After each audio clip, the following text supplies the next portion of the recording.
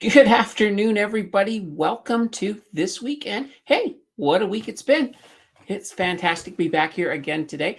Today, I am under a time restriction of 1 hour. Once again, this is the last week that that's going to happen. So next week, we'll go as long as we want to. So that's all pretty darn cool. And holy banana bread. Look at all of these people in chat already. So this is Ian's first time watching it live. Welcome to the live stream, Ian. It is fantastic to have you here. Wayne is in the house, and he had snow that covered the ground at 2 a.m. on November 1st.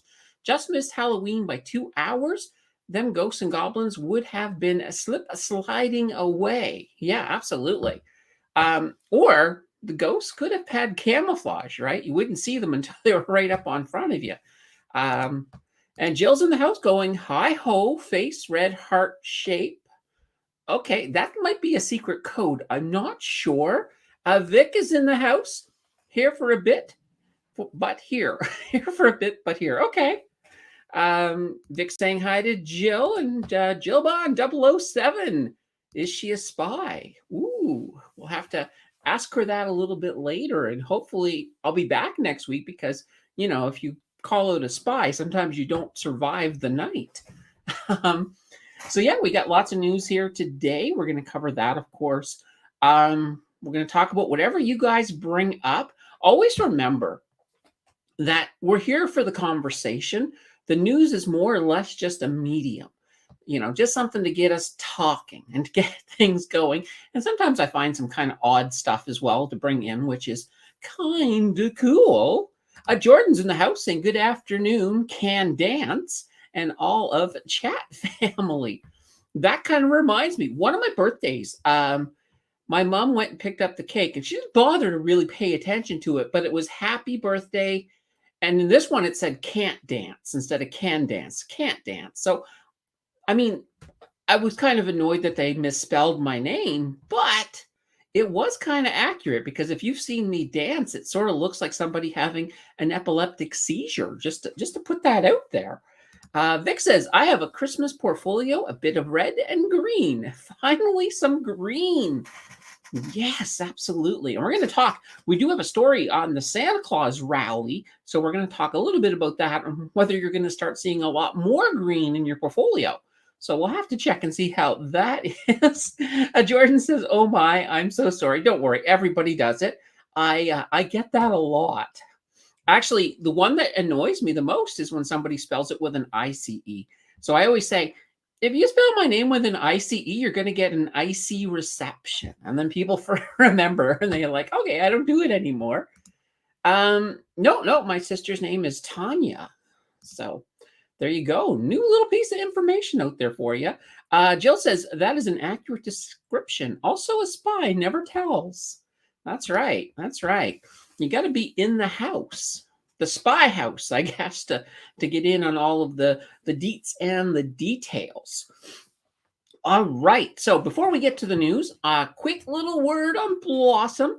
If you guys want to connect outside of the YouTube, there is Blossom. It is a social media app designed specifically for us investors. So it's a great place to connect, talk about stocks, get ideas for stocks, bounce your portfolio off of people if you want to, all kinds of fun stuff like that. So if you're not already on the Blossom, there is a link below. Just take it. Just take the link. No, you can't take the link. Just click on the link. Head over to Blossom. Be sure to follow me when you get there. Reach out. Let me know that you're. Let me know that you're there. And we'll start up a conversation there. I love it. All right. Now, Vic says, pick of the year, Hammond. Good call, Candace. Yeah, you got to love those Hammond stocks. They have been absolutely fantastic. And I would agree. So far, out of 2023, I think Hammond is pretty much one of the best out there when it comes to some of the picks.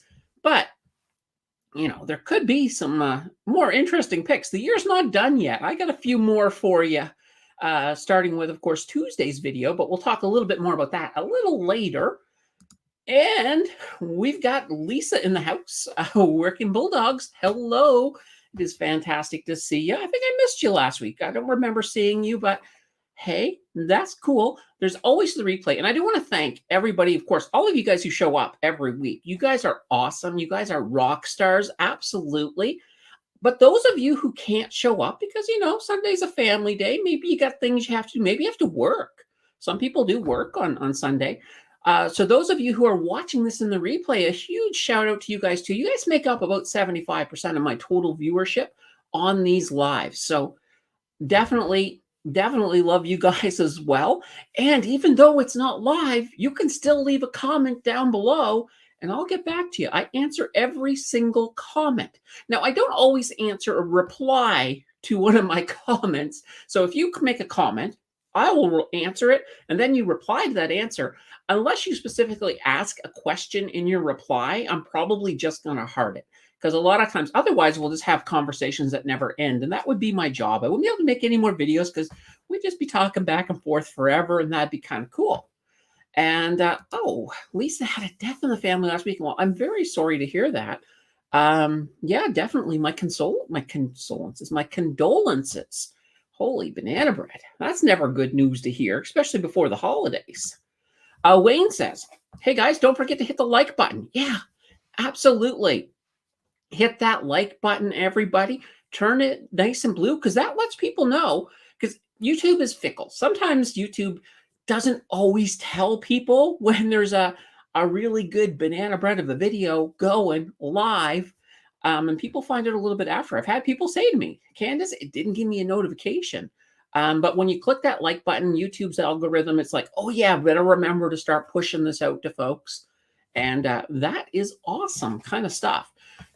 Quick little word about the channel membership. We did a great little live stream the other night for the channel membership.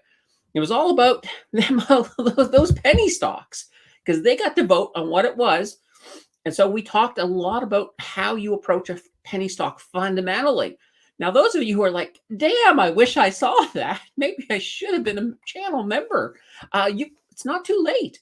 You can click on the little channel membership right down below the chat thing. It's a little rectangle that has a dollar sign on it. So for the price of a coffee, join, become a channel member, and you can go back and watch everything. Now, the channel members also, they get to choose the last Friday video of every month. So this month on November 29th, this is hilarious. I sent out a message to the channel members to get their ideas on this, and I called it February 29th. Jill pointed it out to me, and I absolutely cracked. I must have laughed for a good 5 minutes about that.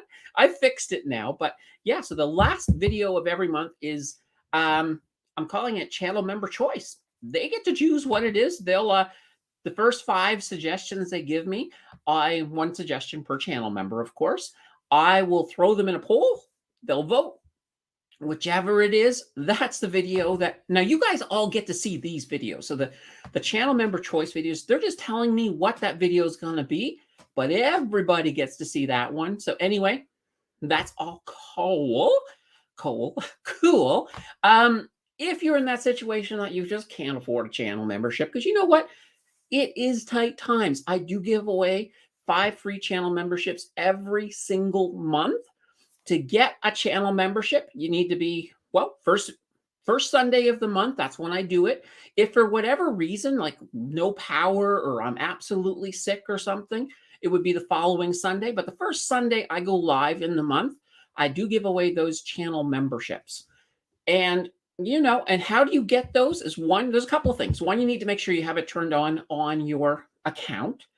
And that's why I normally, and I did this last time, I sent out a test one first. That way there, because underneath of it, if you don't have it turned on, it tells you, and then people were able to turn it on. And the other thing is the more active you are. So being in chat, asking questions, things like that. The algorithm sees it, and I don't know how it does it, but maybe it gives you points or something behind the scene, and that's how it helps choose. Because I find the people who win are the people who are active. So be active in the chat and you may just win. And then here's the beautiful thing. Once you've won, you can once again go back and watch all of the channel membership stuff that you've missed. So that is absolutely cool. And Vic is giving some condolences to Lisa. A nice supportive community here who've never met. Let's just say never met yet. It's a, you know, eventually we're some of us are going to be running into each other. I do know the next time Blossom starts doing some of these big meetups, I'm going to be ready for them. I'm looking forward to them. So probably Ontario first, and maybe, just maybe, you never know. I could show up on the West Coast. You just don't know. So never say never, Vic. And Jill says, inside the 12 days of Christmas, wishes have the 12 days of free memberships. Each day you give away one. That's a fantastic, great idea. You know what? Yeah. But we'll pick our own 12 days of Christmas because I think the actual real 12 days of Christmas start like around Christmas and go almost into the new year. So we'll do like the 12 days prior to Christmas. So we'll start, I'll figure it out. And we'll do a free membership every single day for that. That's a fantastic idea. I love it. Ian says, I set a reminder and did not get notified, but I'm here now. Awesome. I'm glad that, you see, Ian, that's exactly what I was saying. When you hit that like button, and if this is something like you're like, oh my God, I don't want to miss the live, there's a little notification bell. You can slam on that thing too. And we got 9s in here. Banana bread for life. Yeah, absolutely. Gotta love the banana bread. Over on the Facebook group, I posted a holy banana bread guy that AI made for me, actually. So it's so cute. I'm actually thinking of making I need to start doing some merch. I think I'm going to make a t-shirt or maybe a hat. I don't know. I'm going to look at a couple things. I mean, right now I use Redbubble for things, but there's another company, and I think it's called Printful or something like that apparently can do embroidery and all kinds of really cool stuff. So I'm going to look into that. But that's my goal. 2024 will be the year of the merch. So we'll definitely have merch by the beginning of the year, without a doubt. And then we'll celebrate something. I don't know what. We'll maybe have a contest and maybe give away a couple of free t-shirts or something like that. So we'll have to look and figure that out as we get along. All right, let's get to our news because we have not even yet touched the news, but that's okay because I love talking to you guys and I feel like I'm on a little bit of a roll. So that's not a bad thing. But let's I saw something pop up. Yeah. And where we have, look at this, holy banana bread. Welcome to the channel memberships, Jordan. Now, Jordan has been a member before. Actually, Jordan's won the membership, I think, twice because he's very active. He's not just a glass blower, he's also a commenter. So awesome stuff. Thank you, Jordan. I really appreciate that. Every little bit that supports the channel is fantastic. All right, let's get to that first news story. So Black Friday. So as you guys probably know, Black Friday is, well, this coming Friday. It's coming up pretty darn fast. And if you've been online, everybody and their dog has got some deals out there. Now, here's the thing. Retailers are really trying to get people back out to the spending because nobody's spending. And as a result, they're actually expecting to see a lot steeper discounts this year for Black Friday. So look around. And here's the funny thing. A lot of these retailers have already begun their Black Fridays. Like retailers are so, I guess, desperate because of the economic downturn to try to get people out spending that they've made some really good cuts. They've made some good deals and they've thrown them out fast. So now we're at a situation where right now in Canada, the average Black Friday discount this year is expected to be around 18%. So that's not too shabby. Now they say that part of the reason that the retailers can give such a good discount is because, well, inflation is starting to cool down. That's fantastic. You got to love that. There's also a report that came out saying that consumers have said that they're planning on scaling back on spending this holiday season. So one poll found that 88% of Canadian shoppers plan to spend the same or less on gifts. Another one said that 69% have basically said we're not buying big ticket items at all. So this is kind of why that that's pressures on the retailer. And there's especially the smaller retailers, like the big retailers, they'll be fine. Your Walmart's gonna be fine. But then mom and pop shops, they're the ones that really, really, really suffer when people aren't buying. So if you're out looking for a gift and you want that extra quality, maybe check out a mom and pop shop because you never know what you're going to find. All right. And let's see here. Jordan says, let's go. The wife and I appreciate you also. Yes, I think highly of both yourself and your wife. You guys are good people and we learn lots. Awesome. That's what the channel's all about, is giving you guys just a chance to learn a few things and, you know, also just a community at the same time. Jordan says, I had to sell one of my gold ounces to fund Christmas this year. That took a few grand out of the retirement. Yeah, it's pretty bad when you're in a situation that you have to start pulling money out of retirement just to have yourself a good Christmas. So hopefully things get better as we move forward. I'm definitely hoping to see well, maybe not this Christmas, but hopefully by next year, I'm hoping to see things look a little bit better. Lisa saying thank you for the condolences. And once again, Lisa, tough situation, but you definitely have everybody's support in the community for sure. All right. Now, our next news story is inflation. It is showing signs of slowing in the US. I mean, we're seeing signs here, which is great, but it's good to see it in the US as well. So they had two big reports that came out this week. They had the CPI and they had the PPI. So the CPI, it fell from 3.7% in September down to 3.2%. Now, most economists were only expecting it to fall down to 3.3%. So it did better than they were expecting. The core CPI, that fell from 4.1 down to 4.0, so 4%. So not as big of a fall as the regular CPI, but part of the big reason that you see a much bigger fall on the CPI opposed to the core is because a lot of this was the reduction in the price of gas. Gas came down and that saved them a lot of money. I believe over the month in the US, gas came down about 15.3% overall. And we see this also in the PPI. So the PPI, that's the price the wholesalers are paying for things. They fell 0.5% in October, and that was the largest monthly drop since April of 2020. That's amazing. And that's, well, 80% of that drop they're saying actually is because of the cheaper gas prices. So nonetheless, we're going to take it. Everybody can take it. The best thing is the US has a pretty strong economy right now. They're not currently flirting with a recession the way we are here in Canada, but we'll have to sort of see how that's all going to turn out.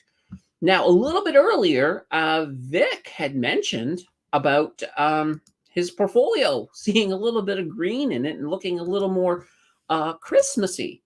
Well, that brings us to the Santa Claus rally. So, are we going to get a Santa Claus rally this year? Now, let me explain what the Santa Claus rally is, first of all. So, the Santa Claus rally, basically, it's kind of where people start buying stocks again after all of the tax loss harvesting. So, it's a nice little bump in the market. And it normally begins in the last week of December into the first couple of trading days in January. So it's funny because a lot of people are thinking, oh, Santa Claus rally, so December is going to look great. Well, no, because you've got the tax loss harvesting to start off the month. So you may actually see a little bit of red in the beginning parts of December, but I think we're going to finish strong. I think we're going to have a nice green finish. And I'm not the only one. Brooke Thackeray, who is, he's from Horizon. He's their ETF manager in Canada. He's actually saying that right now everything looks good for a Santa Claus rally. And he says that we're already starting to see bullish seasonal trends that are aligning towards the end of the year. So that would be really, really good. So we're looking this year, December 24th. They'll probably start around on the 22nd up until January 3rd. So that would be our Santa Claus rally. So let's hope that that looks good. Now, those of you who are looking to buy into some of your favorite stocks, pay attention to the tax loss harvesting, because when when people start selling for losses on purpose, basically to get those tax, just to get a little bit of morsels to help with some of their taxes, they they may push a few things down a little bit, and there may be a couple buying opportunities that pop up there. But you never know. It's funny the way the market sometimes works, but that's where we're heading. So, hey, I'm okay with seeing a green end of December. Then we can all feel good going into January, and January will probably start off green as well. So I'm looking forward to the end of the year. I think it's going to be fantastic. I keep using that fantastic word again.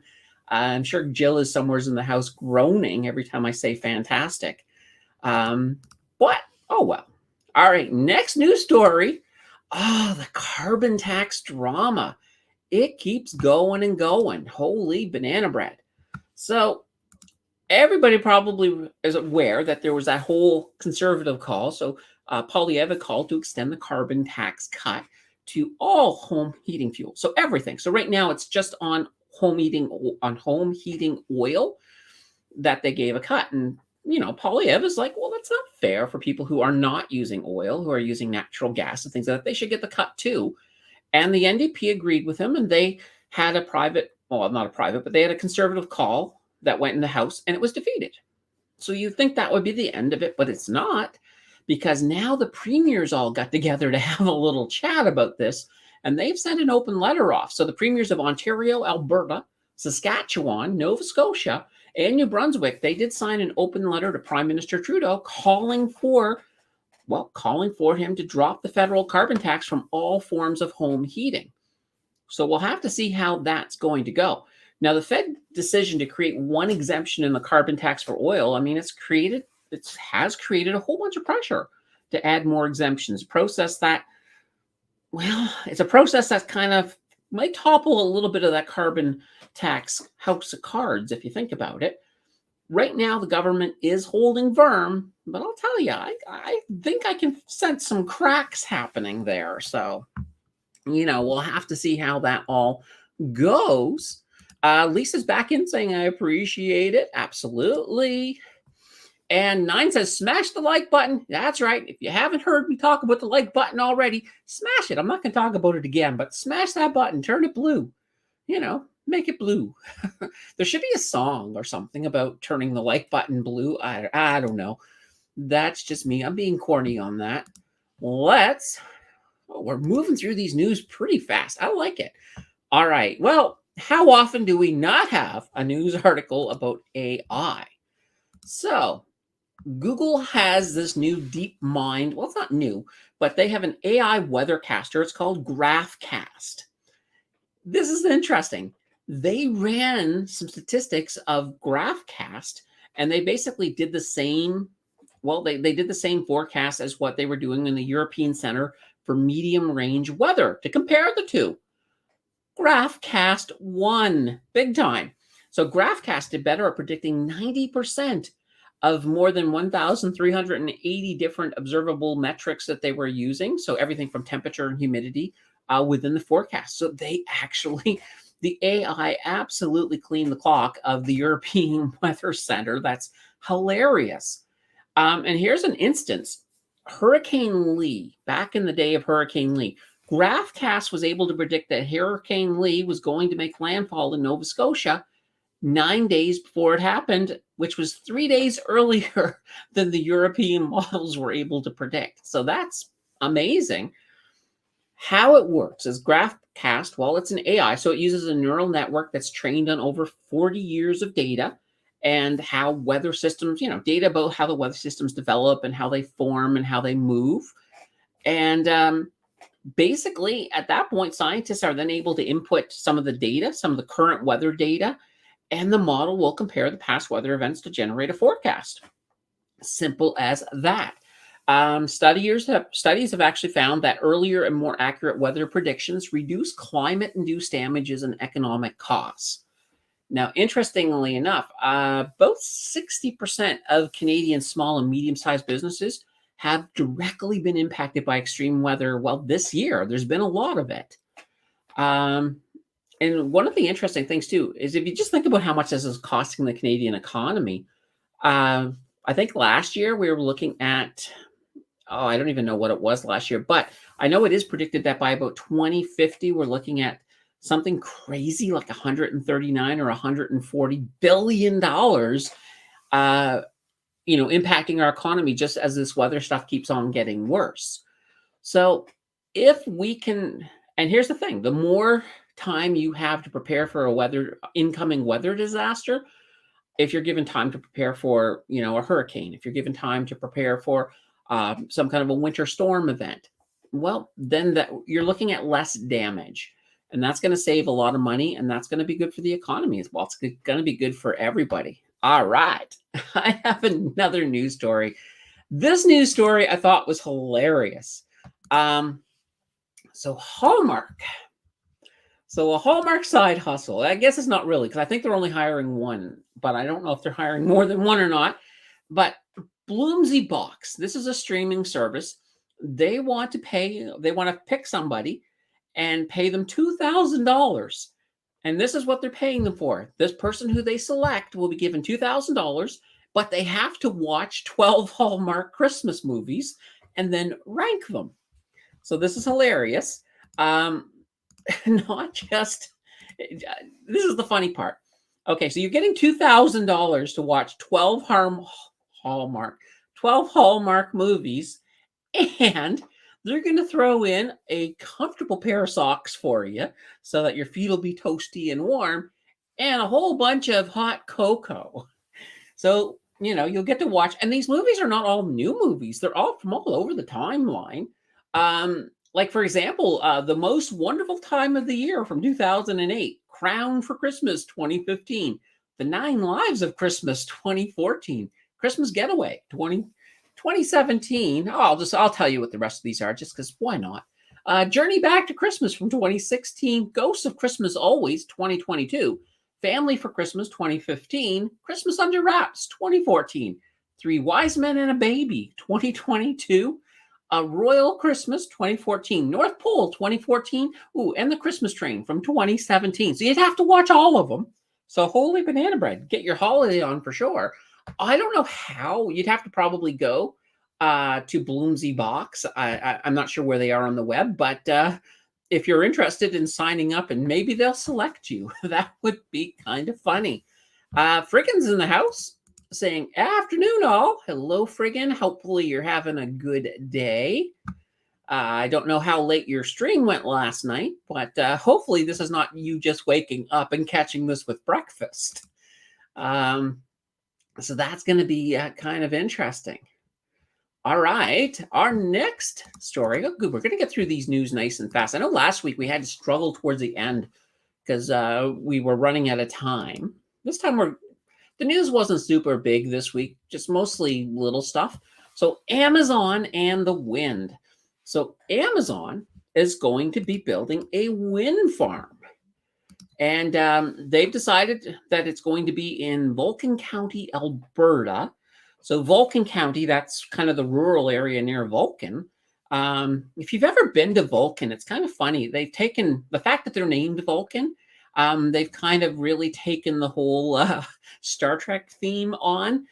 In the middle of the town, there's like a statue of the USS Enterprise. So that in itself is pretty darn funny. But that's where they're going to build this. Now, this is going to be their fourth renewable energy project in Canada. And you might be thinking, Amazon? The people who deliver me all that stuff? Why do they need energy projects? Well, they actually use these wind farms or any of the renewable energy things to power their local operations. And this includes everything from its delivery stations to its AWS data centers. So they're using that, they're getting their own power. I guess that's probably helps save on all the people. Oh, had a piece of hair stuck on my nose. I think it's because all of the people who basically save on free delivery, this maybe makes up for it. So kind of interesting. All right. And our last story before the crypto part is, let's advance my ticker a bit here.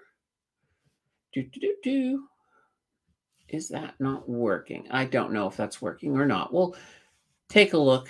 Hold on here. Sorry. Oh, Well, that's interesting. Somehow I have an extra story. um, I must have written over it. I don't know how I did this, but I have a story on plastic, by the way. So that sounds kind of funny. So basically, this week, the federal court up here in Canada, they overruled the single-use plastic ban. That's huge. They basically deemed it to be unreasonable and unconstitutional. They claimed that the government acted outside of their authority with, well, a broad sweeping a ban on plastic. So the decision has essentially quashed a cabinet order that listed plastic manufactured items. So we're talking stuff like plastic bags, straws, takeout containers. Well, basically, the Canadian government had claimed that they were toxic, and this was under the Canadian Environmental Protection Act. But that is not the case, according to the federal court. So that's now been thrown out. Now, this does not mean that you're going to have plastic straws tomorrow. It doesn't even necessarily mean, because I mean the companies have already made all of the changes to bring in the paper straws and everything else. So I don't see that changing. You might have some people though that might, but it's going to be interesting to see. Now, I did hear that the government plans to appeal this, but for now, I don't think it's going to do too much. Okay, now we'll actually get to the crypto rounds here. Actually, in just a second. Oh, sounds like a perfect job for you. I don't know. I mean, I like Christmas movies, but I don't know if I could rate them. I'm just like, yeah, Christmas movie, Christmas movie. That's it. It's just a Christmas movie, but it's hard to say. There's occasionally some really good ones, but most of them just sort of all come into like a background noise kind of level. Jordan says, "Yay for plastic bags and straws." Wait, no one will need my glass straws any longer. Dang it! I don't know. I mean, I still think a lot of companies, if they've already made the changes, they're probably not going to go back. But you never know. There could be grocery stores out there that are sitting on pallets and pallets of plastic bags.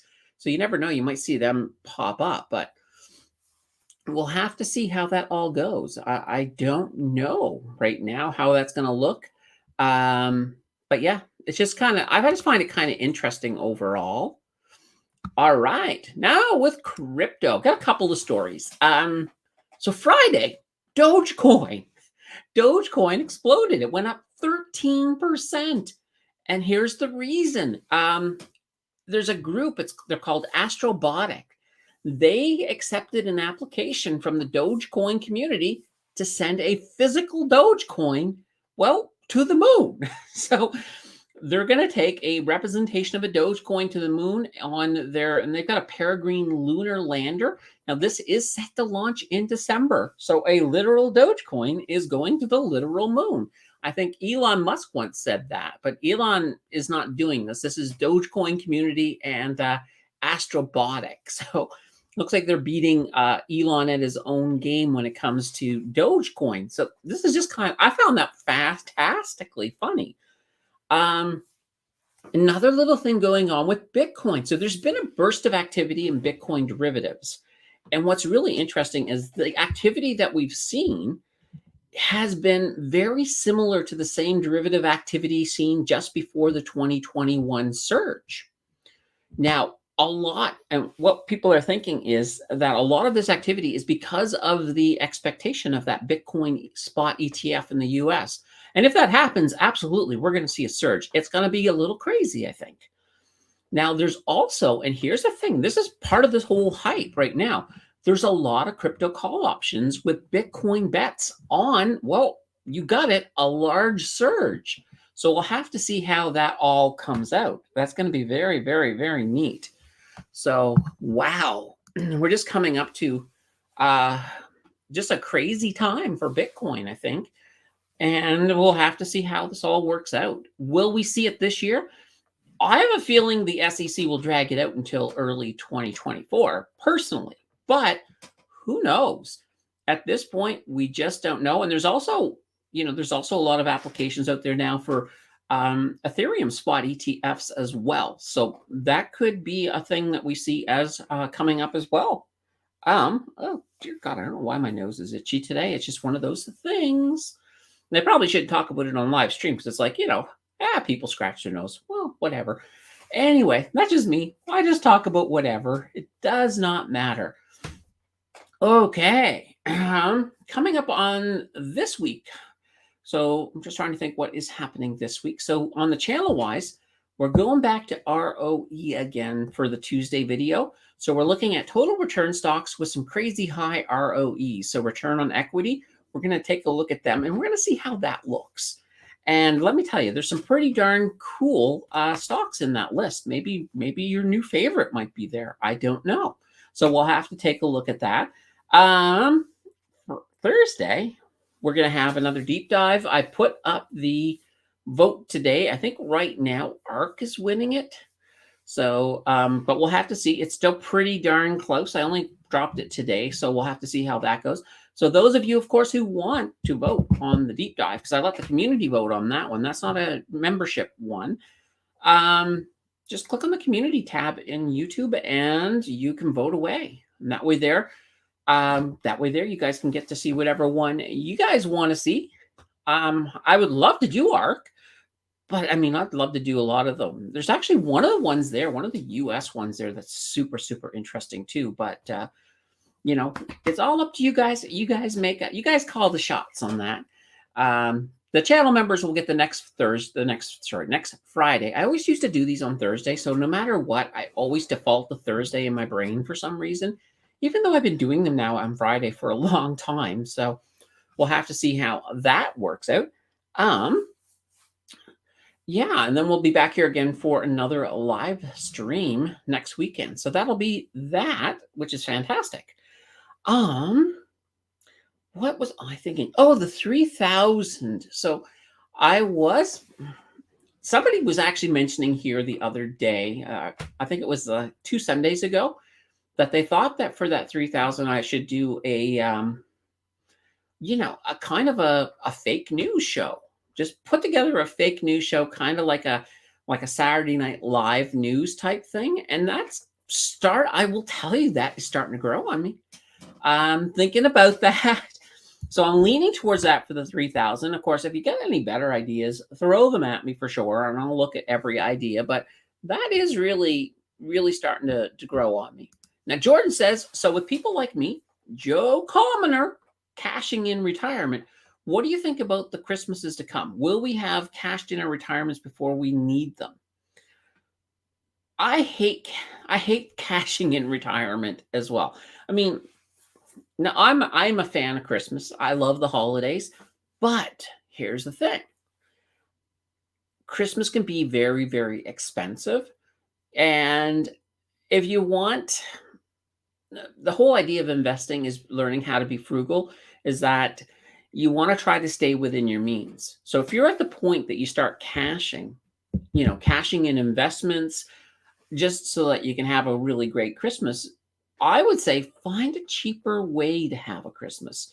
So for example, instead of going out and buying expensive decorations, or just doing things, find things at home that you can do with the family. Buy a bag of popcorn and pop it and get some needle and thread. That's nice and cheap. Then you can make decorations that way, for example. There's lots of things that you can do that don't cost money. Going and picking up some of them old flyers that used to come in the mail. I think you can still get them, but I haven't seen them in a while. But if you can still get those old flyers, instead of buying expensive wrapping paper, wrap things up in those. Or just wrap things up in plain white paper and then, get the kids to color on them, and they can color bulbs and patterns and things like that. There's so many things that you can make that are very much expensive, that are very inexpensive. So you don't have to have a really expensive holidays.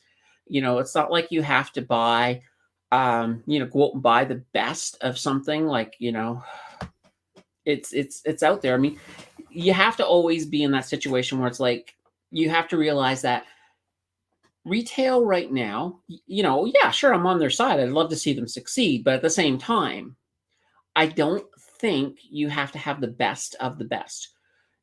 People who try to keep up with the Joneses, well, they do. They keep up with the Joneses' debt because that's what you do. So I always look at it this way, like, here's a great gift. Buy somebody a stock, you know? I mean, or put something into your investment portfolio. That's not a bad thing. Like, if let's say yourself and your wife are both investing and have separate accounts, you could buy her a stock you think she might like, and she could buy you a stock she thinks she might like. I don't know. There's just different things that you can certainly do. So that's just me. I'm kind of like, don't over leverage debt. Don't get yourself in too deep. Like, if you're in a situation where you max out credit cards because it's the holidays and you're still paying off stuff into the summer, that's crazy. You shouldn't do that. Um, Now, I know if you have kids, sometimes you don't have as much of a choice because, yeah, they certainly do expect things. But if you're really hard up, there are groups out there that, will provide you with some assistance to help get gifts. I know in the Maritimes they got the Christmas daddies. They help children get gifts. I know when I was a kid, I know a couple of years my mom, when she was a single mom, and working, a crap job, she relied on Christmas daddies. They brought some gifts in. So, there are options out there. Okay. Let's see, for the end. Right. My plan for now is to draw down my personal RRSPs from 65 to 70 to delay CPP. Okay, that makes sense. That makes sense. Because, I mean, at 70, well, technically at the end of your 71st year, that's when your RRSP is also going to turn into a RIF. So if you're on something, for example, if let's say you're on the guaranteed income supplements, or the GIS, you don't want to be a situation where your RRSP all of a sudden is creating income that's going to affect that. Now, with a GIS, so here's what I would do personally. Let me just sort of spell this out. If I had zero income, so I have zero income, I've just got my old age security and my GIS, and I've delayed my CPP. So what I would do in this situation is I'm getting new hi. THIS. My phone has my watch wants to spell. I don't know why. But what I would do in this situation is I would be considering the fact that my TFSA is creating tax-free income, right? So that's where I want all my passive income is in my TFSA. So what I would do is I have space being created every year in my RRSP. So I've got a cat down by my legs looking for treats.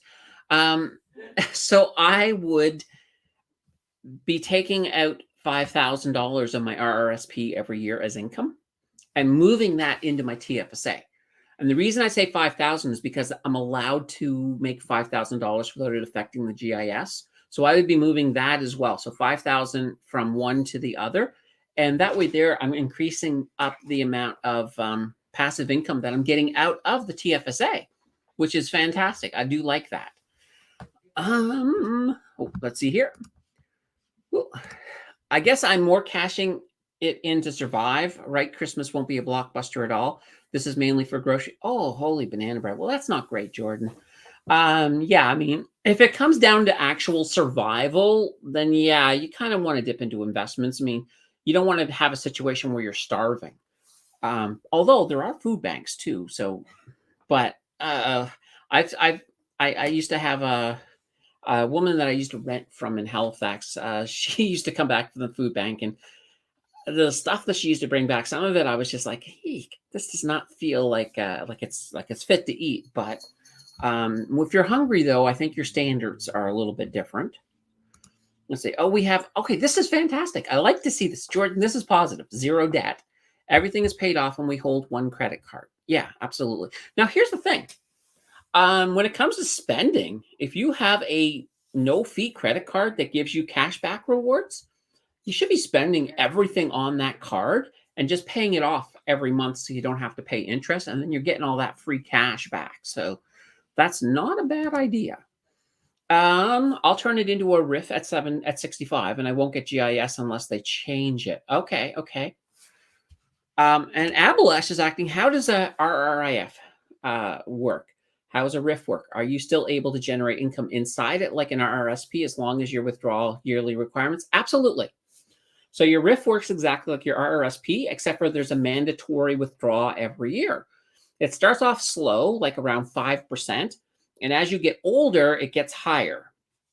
Eventually, when you're, I think it's around 90, I think it's sort of designed so that around 90, it gets up almost to 20%. But I mean, not many of us make it to 90, so that's usually not a concern. Well, hopefully you do though. But yeah, so it does pull it out. But while it's there, you're still growing your stuff. You're still, if you've got passive income in it, it's still coming in. If your investments are growing, so you can really carry it along for quite a while if you've made some wise investments within your RRSP, even once it becomes an RRIF. What do you think about selling a stock and buying back later? MFC seems to bounce up. Okay. I do that. That's swing trading, right? I buy and sell stocks all the time, but I do it in a non-registered account. In your TFSA, once you sell a stock, you can't buy it back for 30 days. Otherwise, the CRA will look at that and say, oh, that's day trading. That's no longer that's no longer a tax-free status. So they can basically charge you for what you made as business income if you buy it back.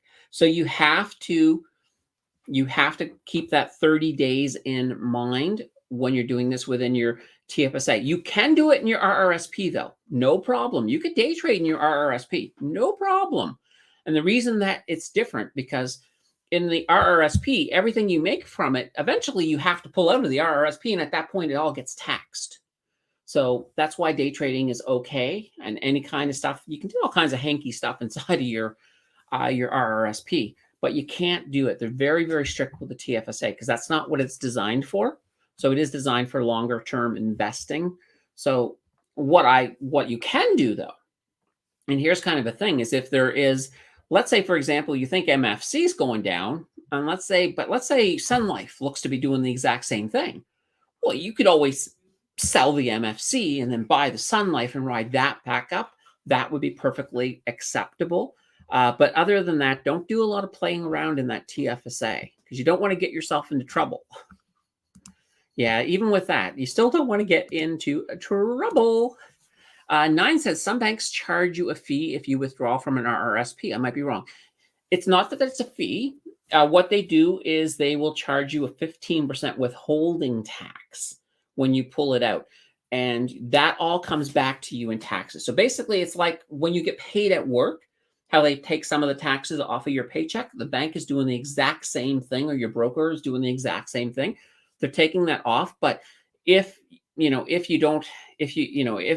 for whatever reason you don't have, if you have enough deductions and stuff, you'll get that back at tax time. It all works its way out, which is perfect because if they gave you, let's say you pulled $50,000 out of your RRSP, and then come tax time, it's like, yeah, there's 50,000 of income. Oh, we don't have anything from you, but at least this way here, if you pulled 50,000 out, they've taken 15% of that, given it to the CRA, so that way there, if your taxes is more than 15%, you don't have as much that you have to pay at that point.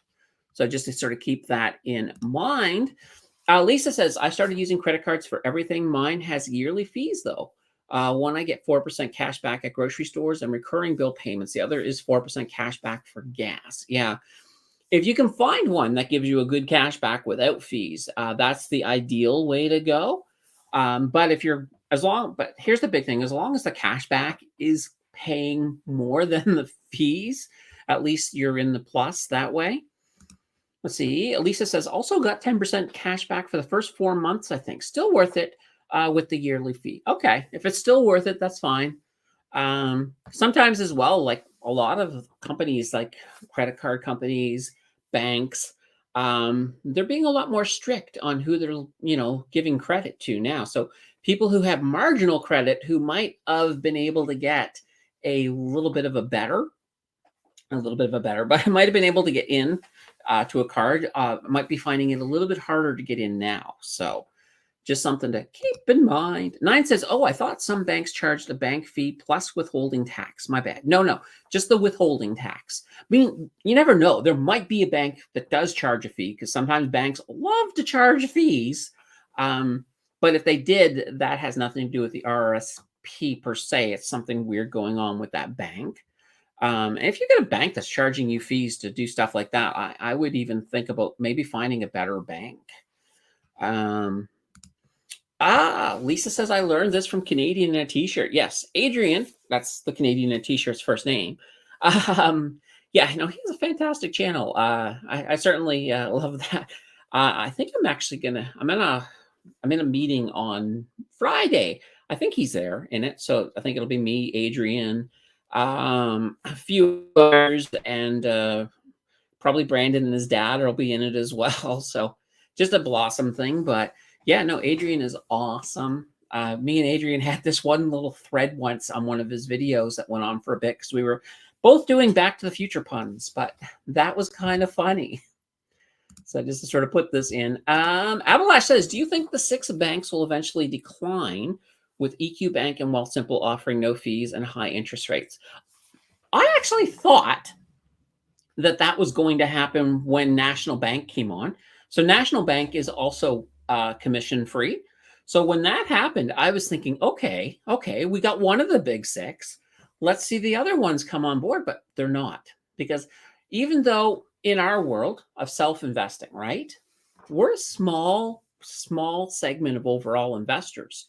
There's a lot of investors that are just not using it. They're either using robo investors through their bank, or they're using different financial advisors. And hey, nothing wrong with that. Financial advisors can be fantastic. What is happening though is that that's a bigger chunk of the equation. And right now, there's no real incentive for the big six, well, the big five of the six, to jump onto a no commission structure. I think if they were going to, it would have already happened. So I'm hesitant. I'm hesitant to think, or I'm hesitant to be optimistic about that. Let's just put it that way. Ian says, "I pay $10. Holy banana bread! $10 a trade on BMO Investor Line. Wealthsimple is no fee. What is the benefit to Investor Line?" Um, really, here's the thing. You got to look at it this way. When Wealthsimple first came out, people were, they were new. They were kind of an untested capacity, or a commodity, untested. But now there's really there's no reason to stay in my opinion, there's no reason to stay in a bank that's charging you crazy commissions on stuff. And I look at it this way. You've got a few options. You got Wealthsimple, who's been proven. If you like the safety of the big six, you've got the National Bank, which is fine. There's also, I think, Mogu as well. Now they're the untested commodity right now because they're pretty new. I have full confidence in both Wealthsimple and National Bank. I think those are two fantastic places to go where you're not paying. Also, I think is it Laurentian? No, not Laurentian. Desjardins. I don't think Desjardins is charging, their brokerage is not charging commissions. So that's another one as well. Desjardins, and they're pretty big.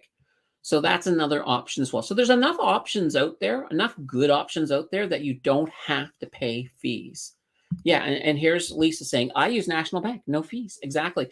National Bank too also will let you have an American account, just bang, no extra for it. Wealthsimple will charge you $10. Is it $10 a month? It's about $10 a month, unless you have 100,000 in balance with Wealthsimple. If your balance is over $100,000, they give you a whole bunch of. They give you the pro version for free. And Nine says, "Yeah, TD charges $10 a trade. My TD brokerage account is the lump sum account." Now, some of them, like Scotiabank, for example, they will let you trade commission free on ETFs, but regular stocks, no, you're still paying that fee. And Ian says, "The $10 I pay keeps me from doing many trades. I need to wait till I am moving at least $1,000, or there's no point. 1% of 1,000 is 10. Yeah, absolutely. And that could be a thing. If you are one of those traders who, if it's all of a sudden everything's commission free, um, you might be making more trades than you need to be making, and sometimes that can cost you money. So there is that. That's kind of one benefit, I guess, to paying that commission is that you're not the only problem is that if you're like a nickel and dime investor, and it's like every so often you got $10 here, $10 here that you're throwing into your account, and you're throwing it on this stock or that stock. You don't want to have a situation where you're buying a $10 stock and you're paying $10 and to do that. So all of a sudden you're paying double. So in that case, to get your money back, it could take you a long time. You got to wait for that stock to double. And then if you sell it, if they're charging, I don't know if they're charging you $10 to sell it as well. I don't know. I've always been in the commission-free environment because I don't like to pay commissions. And Ian says, for me, I don't like to wait to reinvest dividends. Yeah, absolutely. It's one of those things I like to reinvest those things right away. So John says, is a Desjardins Q trade, they charge $8 a trade. No, I don't think so. Not their I know their online brokerage that I tested it out a little bit. I don't know what it's called though, John, to be honest. But it was a Desjardins brokerage, and I was doing free trades. I just didn't like the brokerage. I went in to see. And the reason I actually trusted it out is because they have they have more trading options. So one of the things they have is they have like a trailing stop order. And I thought, and trailing stop order, I'm like, they don't have that on National Bank.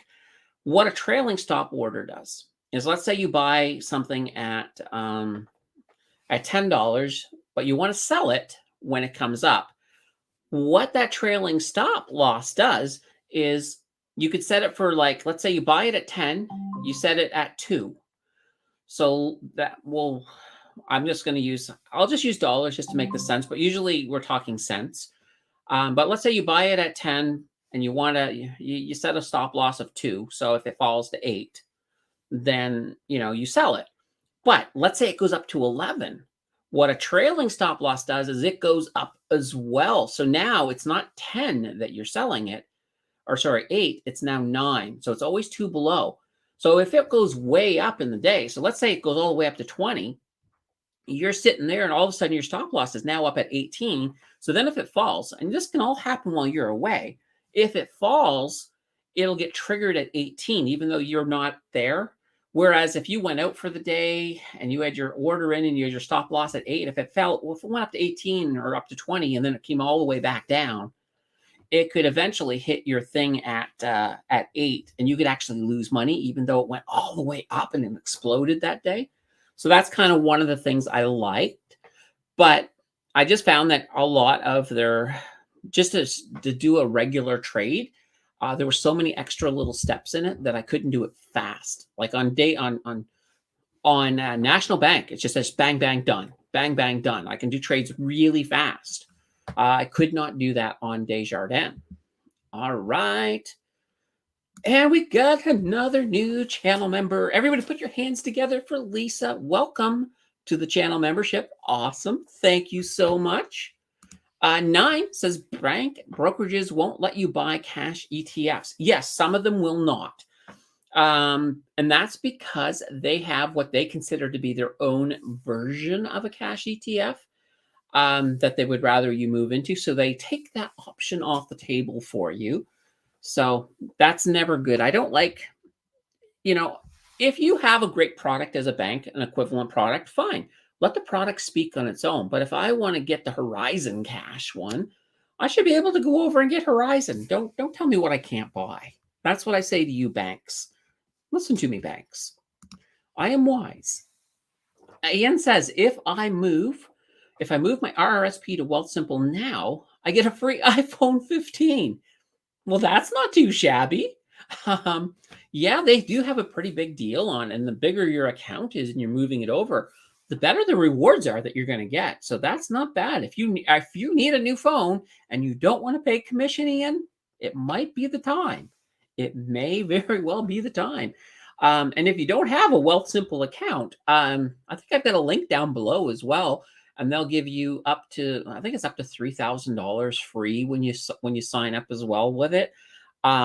It's honestly though, it usually works out to about $5, but there's a chance you could get up to 3,000. Um, I know a few people that did get the max, but I've always, every time, because I get the same reward, I've always just gotten five. I think the most I've ever gotten was 20. But anyway, that's down below if that's something you want to do. Lisa says, I buy cash ETF through National Bank Direct. Yes, they are an exception. National Bank lets you buy. I have never found anything that I've been interested in not being on National Bank. It is absolutely awesomeness. Yeah, exactly. It makes you smile with a little bit of rosiness in the cheeks. So, yeah, that's just fantastic. All right, if you guys got any last questions, get them in right now because I am, I'm at my hard stop, so I got to go within a few minutes or so here. Ian says I'm going out of the country January 1st for possible 3 months. If I made the move, I would not be able to get the phone until I got back. Yeah, and that's a thing. Um, as long as there's somebody at your house that can receive it. But other than that, I would say wait until you got back. Now, it does normally take about 1 to 2 weeks to move something from broker to broker, but yeah, I wouldn't want to leave an iPhone lying out around, outside of your house if they ship it that way. So yeah, no, absolutely. Do it when you get back, Ian. Don't do it now. Because yeah, you want your phone, absolutely. All right, everybody, this has been fantastic. I love this. I was going to say this episode, but no, I thought this was a great one. Next week, everybody be here because next week I don't have the hard stop and we can just go as long as you guys want. I don't care. We'll go forever.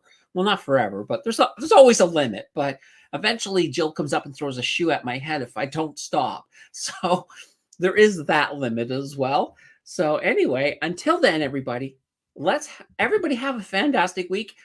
I want you guys to tell me your best Black Friday deals if you buy anything for Black Friday. Bring that with you next week too, and I'll ask you guys about it. So I think that'll be kind of fun. Until then, everybody, take care. We'll see you soon. Bye.